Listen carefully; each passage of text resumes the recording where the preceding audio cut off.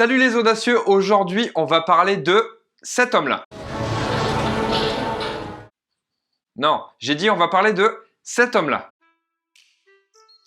C'est mieux. James Cameron. Nous sommes au début des années 80 en Italie. James Cameron est metteur en scène. À cette époque-là, personne ne le connaît. Il a 27 ans et vient d'échouer lamentablement le film Piranha 2. Il s'est déjà fait virer de son premier long métrage et on lui a gentiment recommandé de faire autre chose que du cinéma. Pourtant, malgré ça, James Cameron est bien décidé à donner tort à ses détracteurs. Il va même jusqu'à se glisser en douce dans les salles de montage des rushs du film Piranha pour les modifier lui-même. L'idée, c'était quand même de sauver les meubles. Rebecca Keegan nous explique dans le livre qu'elle a écrit à son sujet qu'à ce moment précis, le metteur en scène est littéralement dos au mur. Il va même jusqu'à piquer de la nourriture sur les chariots de son hôtel pour pouvoir manger.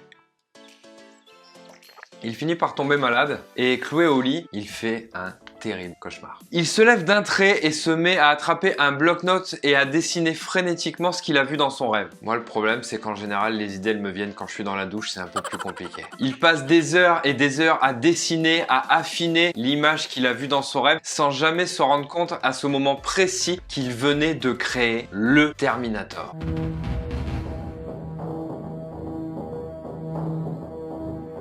Vu la situation qu'il vivait, personne n'était prêt à lui accorder une chance. Pourtant, une personne a osé. Gail Ann Hurd a été assez folle, assez audacieuse pour oser lui accorder cette chance. Et pour $1, voilà, c'est quand même l'affaire du siècle, hein, elle a acheté les droits de Terminator et lancé la production du film. On n'oublie pas qu'aujourd'hui, James Cameron est quand même à l'origine de succès planétaires comme la franchise Terminator, comme on vient de voir. Titanic.